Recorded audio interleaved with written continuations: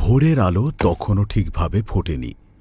কাঠুরিয়া জঙ্গলে কাঠ কাটছে, আর একটু সামনে গেলেই দেখা যায় জঙ্গলের মাঝখানে একটি পদ্মঝিল, আর সেই পদ্মঝিলের মাঝখানে এক অপূর্ব সুন্দরী রাজকন্যা বসে আছে।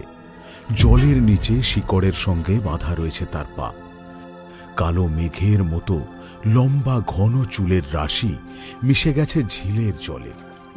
তার চোখে ক্লান্তি থাকলেও মুখে রয়েছে অপেক্ষার দীপ্তি। কিন্তু কার জন্য এই অপেক্ষা, আসুন দেখি। ওহ, আর পারছি না, গলাটা যেন শুকিয়ে আসছে, খুব তৃষ্ণা পেয়েছে। কিন্তু এখানে আশেপাশে কোনো জলাশয় আছে বলে তো মনে হচ্ছে না। একবার বরং ওদিকটাতে গিয়ে দেখি যদি কোনো জলাশয় পাই।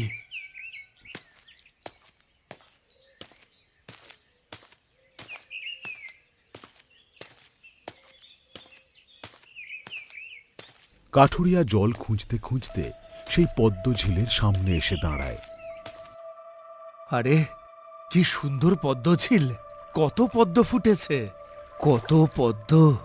দেখেই যেন চোখটা জুড়িয়ে যাচ্ছে। এই ঘন জঙ্গলে যে এমন একখানা পদ্মঝিল আছে তা তো আমার জানাই ছিল না। মানুষ এসেছে? আরে হ্যাঁ তো, এই যে দেখছি সত্যি একজন মানুষ এসেছে। রাজকন্যা বহু বছর পর প্রথম কারো চোখে চোখ রাখে। আরে, কে তুমি? কি করছো ওখানে? আমি আমি রাজকন্যা ইন্দুবালা। রাজকন্যা ইন্দুবালা? হ্যাঁ, কিন্তু তুমি কে? তুমি কি সত্যি এখানে এসেছো, নাকি আমি ভুল দেখছি? ভুল কেন দেখবে? আমার নাম তেজস কুমার, আমি একজন কাঠুরিয়া। আমি এই জঙ্গলে কাঠ কাটতে এসেছি, কিন্তু তুমি এখানে কি করছো? আর তুমি কোন রাজ্যেরই বা রাজকন্যা? 7 সমুদ্র 13 নদী পারে আমার রাজ্য কুসুমপুর। আমি ওই রাজ্যের রাজার কন্যা। এই পদ্মবিলে আমি বহু বছর হলো বন্দী রয়েছি। বন্দী? কি বলছো?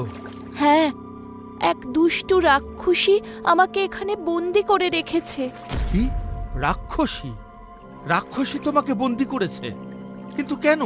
সে আমাকে এখানে বন্দী করে আমার রূপ নিয়ে আমার রাজ্যে আছে। আমার পিতা মাতাকে নিয়ে সুখের জীবন কাটাচ্ছে, আর আমি এখানে বন্দী হয়ে পড়ে আছি। কি বলছো কি? হ্যাঁ কাঠুরিয়া, বহু বছর আমি এখানে বন্দী। আমি শুধু পথ চেয়ে থাকতাম, কখন একজন আসবে আর আমাকে এখান থেকে উদ্ধার করবে। কিন্তু এতগুলো বছরে কেউ এখানে আসেনি। আজ আপনি প্রথম মানুষ যিনি এখানে এলেন।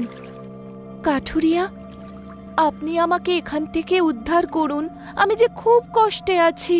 হ্যাঁ, নিশ্চয়ই উদ্ধার তো করবই। কেউ বিপদে পড়লে তাকে সাহায্য করাই তো মানুষের ধর্ম।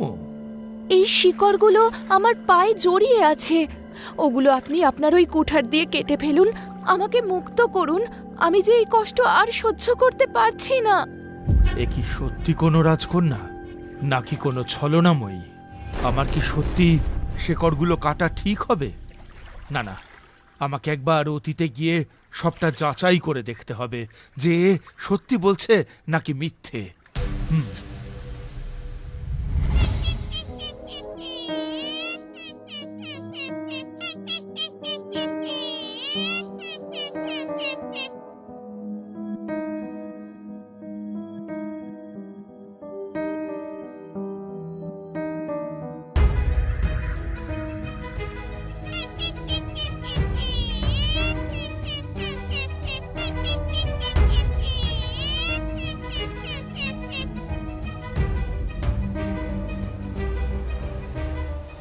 হে কি, আমি কোথায়?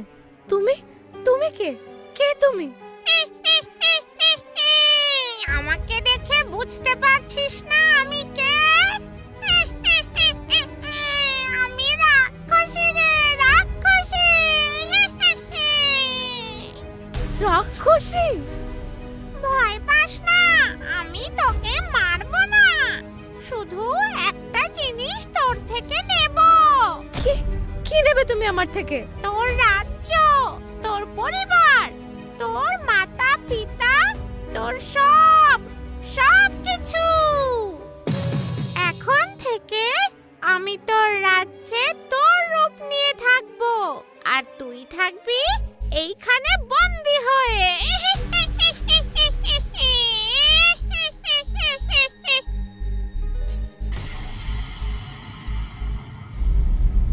না!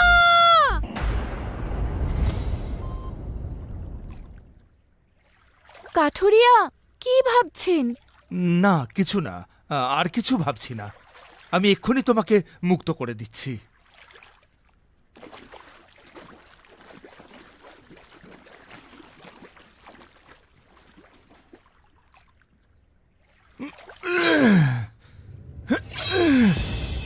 না, এইভাবে হচ্ছে না। আমাকে হাতে লাগাতে হবে।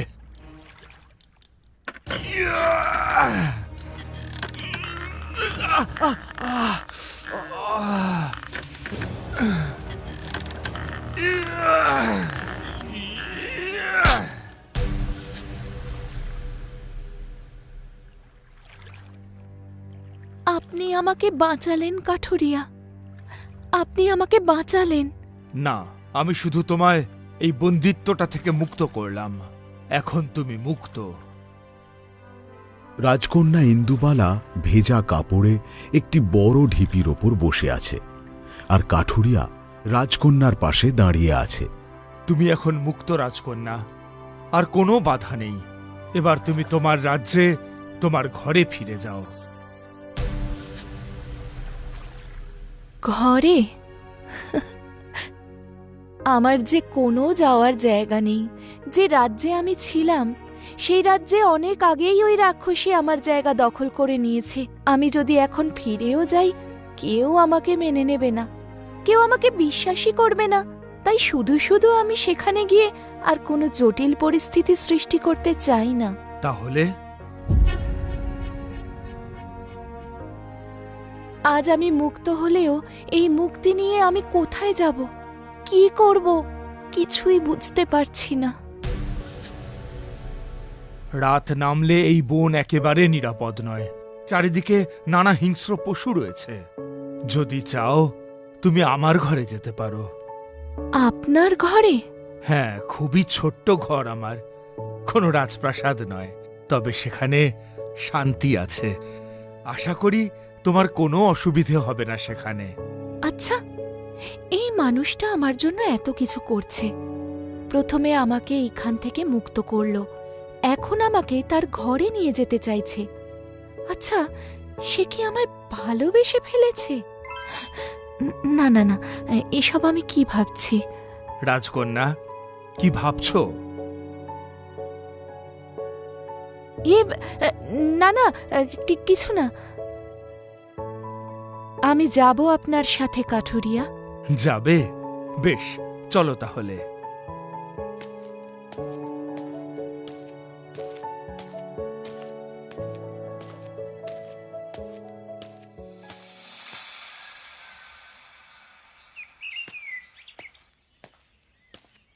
কে?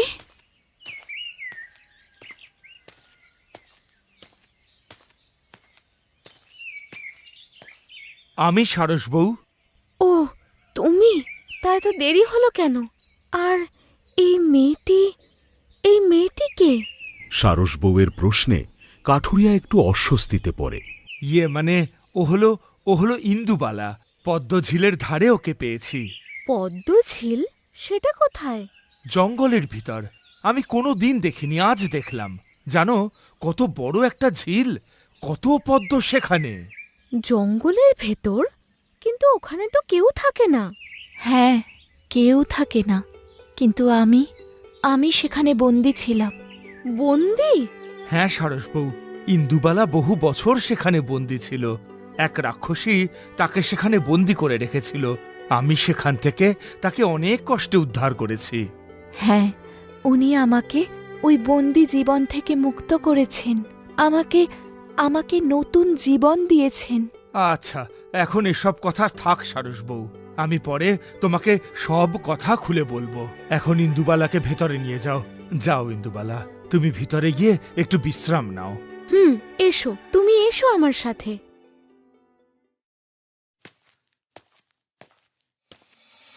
রাত গভীর। রাজকন্যা ইন্দুবালা মেঝেতে বসে চুল শুকোচ্ছে। এমন সময় সারস বউ হাতে কিছু কাপড় নিয়ে ভেতরে ঢোকে। বলছি, তোমার কাপড়টা তো ভিজে গেছে।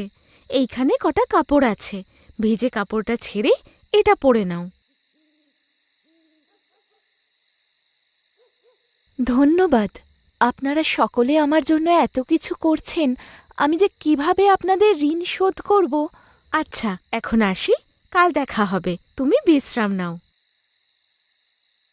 আর একটা কথা, আমাদের তো ছোট্ট সংসার, আত্মীয় বলতে তেমন বিশেষ কেউ নেই, তাই এই ঘরে অতিথি এলে ভালোই লাগে। আমাদের মানে মানে আপনি কাঠুরিয়ার কে হন? হ্যাঁ, আমাদের মানে আমার আর কাঠুরিয়ার। আসলে আমাদের একটাই সন্তান, তার নাম বীর। তবে সে এখন এখানে থাকে না, সে থাকে বল্লভপুর রাজ্যে। তার মানে আপনি কাঠুরিয়ার স্ত্রী? সারস বউয়ের মুখে রাজকন্যা ইন্দুবালা স্ত্রী কথাটি শোনার পর একটা চাপা কষ্ট তার বুকে আঁকড়ে ধরে। রাজকন্যার মুখের রং বদলে যায়, চোখের কোণে জমে ওঠা জল অনেক কষ্টে আটকে রাখে সে। আমি আমি জানতাম না কাঠুরিয়া বিবাহিত। ও তোমাকে বলেনি? না, যদিও আমিও কিছু জিজ্ঞেস করিনি। ও খুব ভালো মানুষ, সব সময় সবার উপকার করতে ভালোবাসে। এর আগেও বহুজনকে বহু বিপদ থেকে উদ্ধার করেছে। আচ্ছা, তুমি এখন ঘুমোও, কাল গল্প করব, কেমন? যে মানুষটা আমাকে মুক্ত করল, সে তো কখনো আমার হওয়ার কথাই ছিল না। আর 5টা সাধারণ মানুষের মতো সেও আমাকে দয়া দেখিয়েছে। এসব তো আমার জানা, তাহলে কাঠুরিয়া বিবাহিত জানার পর কেন আমার এমন অস্থির লাগছে? কেন আমার এমন কষ্ট হচ্ছে? কেন কেন? তবে কি ইন্দুবালা কাঠুরিয়াকে ভালোবেসে ফেলেছে? কিন্তু এই ভালোবাসার পরিণাম কি হবে? তবে কি সারস বউয়ের জীবনে আসতে চলেছে এক নতুন ঝড়? জানতে হলে অবশ্যই চোখ রাখুন আমাদের এই গল্পের পরের পর্বে, শুধুমাত্র অ্যানিমেট মি চ্যানেলে।